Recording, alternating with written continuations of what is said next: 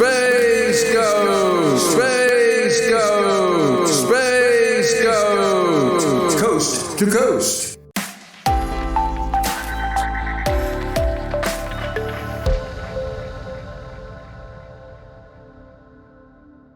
A plethora of conspiracy theories abounds in New Mexico, from gray aliens skulking in the skies, coming down only to abduct hapless humans, and mutilate cows, to reptilian raiders residing below ground. Space Goat is back and takes a gander at the top 5 land of enchantment conspiracy theories. Number 5. And now, in this corner, Roswell versus Corona. Did extraterrestrials crash land outside of Roswell in July 1947? If they did, true believers point out the crash was actually only 30 miles from Corona. One thing's for sure, wherever the craft did come down, the potential of alien life found in the vicinity of a then-active military installation in Roswell not only fuels the mystery and mystique, but the economy of a community. Visitors and researchers trek faithfully from around the world to visit the holy grail of UFO lore.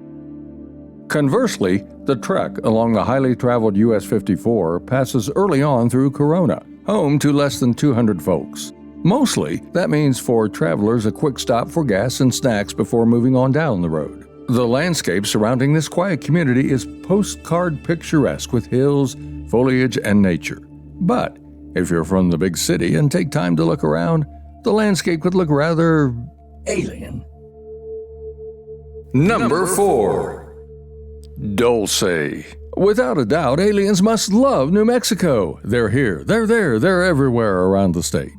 Residents to the north report frequent and repeated UFO sightings on a regular basis. A lot of them, for a long time now. But aliens are not just in the sky, say the conspiracies. Under the nearby Archuleta Mesa, could there exist a secret, multi-level military base operated jointly by the government in conjunction with lizard aliens and grays? The murky underground operation in a land under dark night skies was allegedly created via a treaty signed during President Dwight Eisenhower's administration. Conspiracists say the aliens might have crashed at Corona, but at Dulce, the creatures do real research. Biogenetic experiments, allegedly creating alien-human hybrids, mind control, and crossbreeding, and mutilating cows by night. The theory harkens back to 1979, when an Albuquerque businessman claims he intercepted radio signals between an orbiting UFO and Archuleta Mesa. Subsequently, a government engineer claimed he witnessed a firefight in the complex between aliens and the American military. Stories make the rounds that such bases exist nationwide, with tunnels connecting them all. They are known as deep, underground military bases, or for short, DUMBs. Number 3. The Sunspot UFO. What? There's a UFO buried under the Dunn Solar Telescope at the National Solar Observatory at 9,000 feet in New Mexico's Sacramento Mountains? No. Yet somehow, even before the World Wide Web's ability to spread stories in seconds, visitors to Sacramento Peak would ask about the secreted and secretive UFO. Sunspot began operating in 1947. 1947? Wasn't that the year aliens crashed just a couple of hours away? The Dunn telescope's construction was completed in 1969. The instrument rises 136 feet. An additional 193 feet down to the primary mirror are underground. How would you even get a UFO in and out of the limestone bedrock, not to mention taking a chance on damaging the mirror in the process? Try explaining that repair tab. Sac Peak did get international attention, and not for a good reason, when in 2018 the facility was shuttered for a week. Yellow crime scene tape went up. Guards were stationed at the entrance. The FBI arrived. A Black Hawk helicopter whumped above the tree line. People who had never heard of Sunspot were getting daily news reports on mainstream media. As in any other conspiracy, theories ran rampant. Astronomers captured a UFO. Well, not in person, but an image of one. Foreign spies hacked into the operating system to keep an eye on nearby military bases. Drug mules had been caught slinking through the forest. America's enemies had stormed the visitor center to capture the asset and force the employees to participate in nefarious activities. Well, it couldn't have been that, except for the director and assistant director. The employees were all sent home. Fast forward 2 years. A grand jury indictment in the 12th Judicial District of Otero and Lincoln counties charged an employee with committing a crime. So after all, this was UFO related. In this case, though, that means unidentified felony order. Number 2. Chemtrails. How could you possibly and accurately count the number of people over an untold number of years who have seen a UFO? Consider, for a moment, that since technology in the 20th century arose, possibly even more have seen alleged chemtrails. Quite possibly, they didn't even know of what they saw high in the sky. A chemtrail is the belief that chemicals inject contrails, hence the word chemtrail, are blanketing the planet. What do chemtrails achieve? Theories abound. They poison the population, disperse bioengineered diseases, and modify the weather. Why? To terraform Earth for aliens to eventually occupy the planet.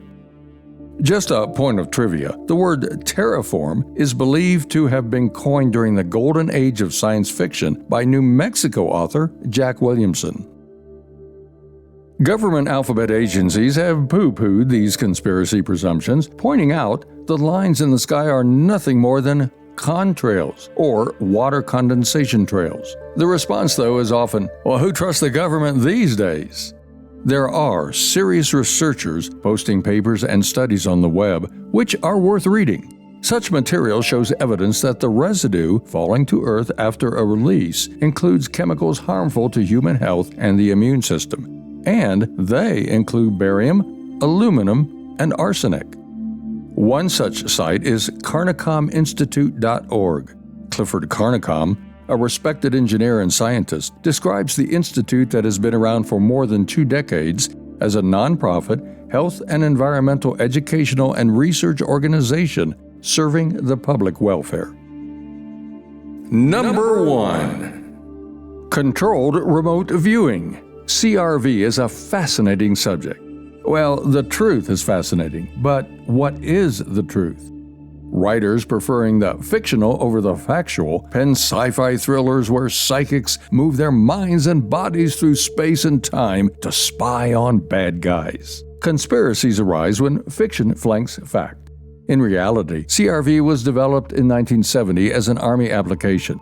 These people were spying, collecting intelligence, using only their mind, their psychic ability. And I thought, this is a joke. And then I watched them do it, and they were doing fantastic work. They took me into the unit, and I became one of the military's remote viewers. Remote viewer Lynn Buchanan trained group members at Fort Meade, Maryland during his 35-year Army career. Who better to tell the realities of CRV than Lynn Buchanan himself? I became the trainer of the unit, and that's where I retired from the military as a controlled remote viewer. A lot of very interesting missions happened during that time. Some of them we did go different places for drug interdiction. We did kept daily track of Saddam Hussein and his plans and intentions for the next day of battle. We worked Grenada, we worked Idi Amin, we worked Gaddafi. We collected intelligence and fed that intelligence into the intelligence effort.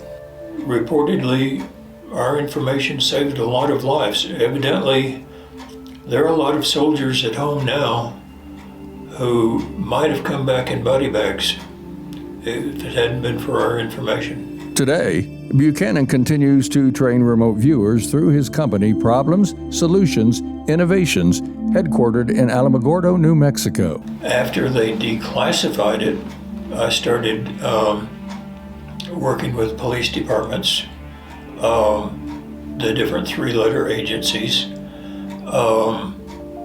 other, research groups, space research, medical groups, and all that, using what I had learned to bring it over into civilian life. He has worked with law enforcement to find missing children, and he performs medical applications as well. I had planned to retire one day. It's not going to happen, I've got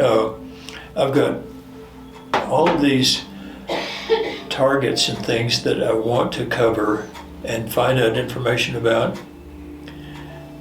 And I've got another stack over here of missing children, missing people, missing evidence and all that. And when I get the time, those missing kids went out. His website is crviewer.com. Oh, and if you've seen the movie The Men Who Stare at Goats, George Clooney's character is based on Lynn Buchanan. Thanks, Space Goat, for once again giving us a tour of New Mexico's most fascinating history and tales. Stay tuned for Space Goat's next foray, and be sure to follow and like us on Facebook, YouTube, and nmspacemuseum.org.